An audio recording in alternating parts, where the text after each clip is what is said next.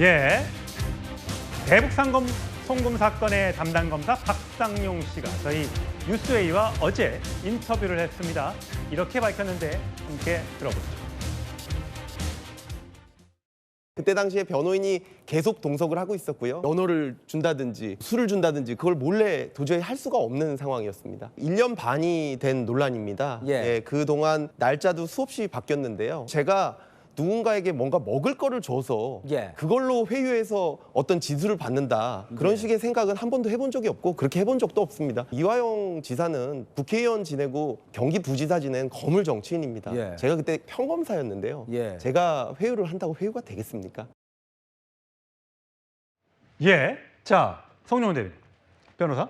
자, 어제 박성현 검사가 우리 방송에 나와서 연어, 술 이런 거 주는 일을 몰래 하는 건 불가능하다. 이화영 전 부지사는 거물 정치인인데 나 같은 평검사가 어떻게 회유를 하겠느냐라고 주장을 했어요. 자, 여기에 대해서 이화영 전 부지사 측의 변호인인 김광민 변호사는 박상용 검사가 뻔뻔하게 방송에 나와서 무고함을 호소했다. 이거 특검에서 수사해야 된다. 자, 김병주 민주당 의원, 이재명 대통령 죽이기 조작 수사 관계자 지금 즉시 구속해야 한다라고 주장을 했습니다. 자, 완전히 말이 정반대입니다. 이게 누구 말이 맞는 겁니까? 자, 우리가 이쯤에서 떠올려 봐야 될 말이 있습니다. 작년 4월에 이화영 전 경기도 평화부지사에 대한 보석허가 청구 신문 과정에서 당시 이화영 전 평화부지사의 변호인이 했던 말이 있습니다. 이화영의 유죄는 곧 이재명의 유죄다. 당시에 변호인들이 이런 표현을 해요. 그리고 이화영 전 부지사는 대법원까지 가서 징역 7년 8개월이 확정이 됐죠. 예. 그 상황에서 지금 사면도 안 되고 재심을 청구하지도 못하고 있습니다. 그리고 이재명 대통령에 대한 대북송금 사건 재판은 현재 잠시 공판기일이 잡히고 있지 않습니다만 결국에는 나중에 언젠가는 재판을 받아야 될 겁니다. 그렇기 때문에 이 이화영 전 부지사에 대한 재판 결과를 뒤집거나 혹은 적어도 이재명 대통령에 대해서 공소 취소를 하기 위한 빌드업으로 이렇게 사실관계가 도저히 규명되지 않는 이른바 연어 술 파티라고 하는 것을 계속 주장하고 있는 것이 아닌가라고 하는 의심이 드는데요. 제가 한 가지만 상기시켜 드리겠습니다. 이 연어 술 파티 주장을 처음 할 때요. 2023년 6월 28일, 6월 30일, 7월 3일 이렇게 여러 날짜가 제시되었는데 당시 출정 기록과 다 맞지 않았습니다. 그러니까 변호인이 법원에 사실조회 신청했다고 하면서 언론에다 입장문을 낸 적이 있죠. 예. 그때 투망식으로 제시한 날짜 27개입니다. 2심에서 마지막으로 이 부분에 대해서 판단을 받을 때는 주장했던 날짜가 5월 29일이었어요. 예. 그런데 이제 와서는 또 5월 17일이라고 합니다. 그러면서 5.18 전날이어서 내가 술을 먹었기 때문에 죄책감 때문에 말을 못했다고 하는데 그러면서 왜 처음에는 그럼 5월도 아니고 6월이나 7월을 특정했습니까? 이 쭉 논의가 진행되어 온 과정을 보면 이것은 도저히 신빙성을 부여하기가 어려운 주장이다라는 점을 지적해드립니다. 예. 예, 박상용 검사는 나를 뭐 특검에 수사하기보다는 재판에 불러달라. 그럼 재판에 나가서 이야기하겠다라고 주장을 하고 있습니다. 여기서 민주당은 이런 반응을 내보였습니다. 벌써부터 검사들의 반발은 시작됐습니다. 연어 술파티 의혹을 제기한 이화영 전 부지사를 수사해서 위증 혐의로 추가 기소했던 서무 검사가 어제 기자단에게 입장문을 보냈다고 하는데요. 법무부에서 진행한 조사에 불순한 저희가 있다라고 주장을 하는 것이겠죠. 아직 정신을 다들 못 차리신 것 같습니다. 정상적인 사고방식과 직업 윤리를 가진 검사라면 국민께 사죄를 하는 것이 먼저일 텐데 부디 사직생의 자세로 감찰에 임해 주시길 바랍니다. 예, 강성필 부대변인. 네. 사직생의 각오로 감찰에 임해달라. 네. 결국은 윤석열 정부에서 이재명 대통령을 죽이기 위해서 여러 가지 조작을 했다라는 것을 이번 새로운 이재명 정부 법무부가 밝혀냈고 이거를 어떻게든 찾아내서 이화영 부지사의 무죄 또는 결백을 주장하고 그로 인한 이재명 대통령의 결백도 함께 주장해야 된다 이겁니까? 아니 뭐 저는 뭐 이재명 대통령까지 끌어들일 일은 아니고 그냥 이화영 전 부지사와 관련해 가지고 단순합니다. 검사들이 회유했냐 안 했냐 이게 중요한 거예요. 물론 이제 국민의힘에서는 뭐 이화영이 유죄면 뭐 이재명도 유죄다 이런 식으로 계속 끌고 가는데 그러면 이화영이 회유 받았냐 안 받았냐 뭐 유죄 무죄를 둘째치고 회유 받았냐 안 받았냐. 자, 박상용 검사가 두 가지 증거를 들었어요. 연어라든가 술을 주는 환경 자체가 불가능하대요. 거기 법조인들도 계시지만 그게 불가능합니까? 하려고 마음먹으면 얼마든지 할 수 있다는 저는 법조인들의 증언을 많이 들었거든요. 그리고 두 번째, 평검사가 뭐 거물 정치를 회유가 불가능하다?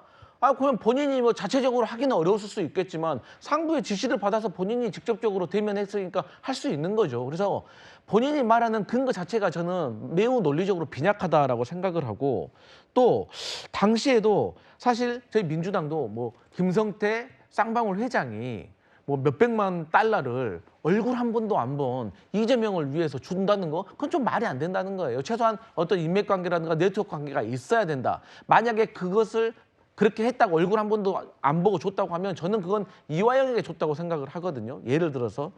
그리고 또 지금 쌍방울의 직원들은요. 출입증을 발부받아가지고 그 검사실에 상주하면서 왔다 갔다 했다고 하고 이것을 또 강남에 있는 모 일식집에서 뭐 1인당 20만 원짜리 도시락을 사가지고 갖다 줬다는 그런 지금 혐의와 보도가 있거든요. 그래서 이 부분에 있어서는 사실 본질은 아니지만 저는 법무부에서 지금 감찰을 하고 있기 때문에 저는 금방 드러날 일이라고 생각하고 사실 이거 외에도 사실 김성태 씨나 뭐 김성태 씨의 뭐 측근 배 씨도 배우자, 자녀까지 뭐 신용불량자가 돼서 검찰에 대해 압박을 받았다고 하고 남욱 씨 같은 경우도 지금 정권이 바뀌니까 또 진술이 바뀌고 있거든요. 그래서 저도 사실 진실이 뭔지 모르겠지만 감찰을 통해서 밝혀낸 때까지 좀 지켜볼 필요가 있다. 그리고 의심할 필요가 있다 이런 생각합니다. 예, 민주당 의원들 대정부 질문에서 정성호 법무부 장관에게 이렇게 얘기했습니다. 들어보시죠. 이재명 현 대통령을 잡아넣기 위한 윤석열 검찰의 어떤 조작 수사, 기소 이렇게 생각하는데 장관님 생각은 좀 어떠십니까? 모든 가능성을 열어놓고 엄중하게 감찰할 것이고 억울하게 기소된 부분이 있다면은 공소 취소를 포함한 모든 필요한 조치를 취해주시기 바랍니다. 장 비서님, 지금 네. 대법원 확정 판결이 났잖아요. 네네. 그래서 얼마죠? 징역 7년 8개월, 벌금 2억 5천만 원, 추징금 3억 2,595만 원. 근데 이미 대법원 확정 판결이 난 사안에 대해서 공소 취소라는 게 가능해요? 확정이 났기 때문에 공소 취소보다는 법리적으로 이제 재심의 가능성이 열려 있다고 봐야 되고요. 이제 김학의 씨가 무죄 판결을 받았을 때 이제 증언의 회유가 문제가 됐던 적이 있었습니다. 대법원까지 갔을 때 이제 기소가 된 이후에 주요 참고인을 계속 부르니까 이거는 완전히 오염됐다고밖에 볼 수 없다. 그 정도로 이 회유와 관련해서는 대법원이 엄격하게 봐요.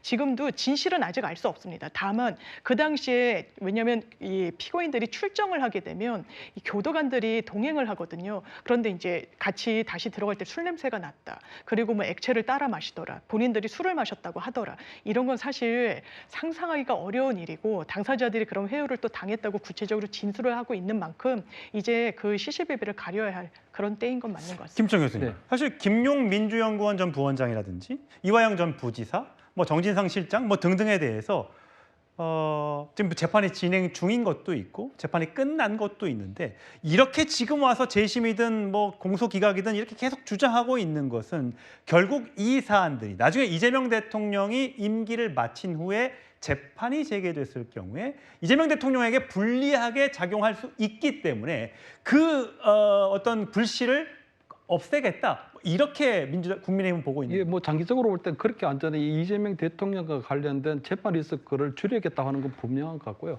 아마 저는 이번 이화영 어떤 전 부지사의 어떤 연호의 파티나 술 뭐 회유를 받았다는 부분들은 정성호 법무부 장관이 좀 판을 짠 것 같로 보이거든요.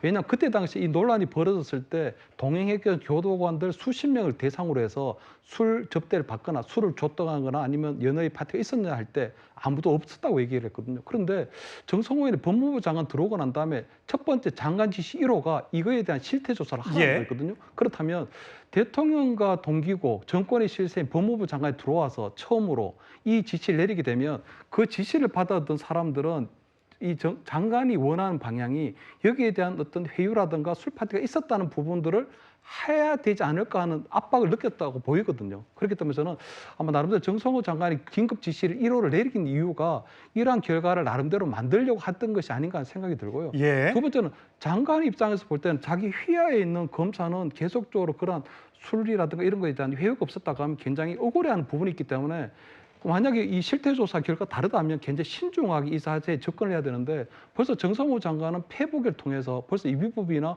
불법한 부분이 있다면 징계를 하겠다는 식으로 얘기를 했거든요. 예. 그렇다면 벌써 나름대로 장관이 이번에 이루어지는 정식 감찰도 어떠한 형태로 결론이 이루어져야 된다는 부분들이 벌써 나와 있기 때문에 예. 박상영 검찰총장이 볼 때는 굉장히 억울하고 이런 일이 일어나지 않다고 했지만 실질적으로 정식적으로 감찰이 이루어지면 아마 이화영 지사에 대한 술 회유라든가 연회 파티가 있었다는 걸로 벌써 나름대로 결론을 정하고 예. 한번 정해 나가는 부분이 아닐까 이렇게는 보입니다. 어쨌든 정성호 법무부 장관 입장에서는 감찰 지시가 뭔가 의혹이 있기 때문에 감찰 지시했고 그걸 조사를 통해서 밝혀보겠다. 자, 판을 짰다는 내용은 김철현 교수의 개인적인 의견인 점을 말씀드리면서 저희 다음 주로 가겠습니다.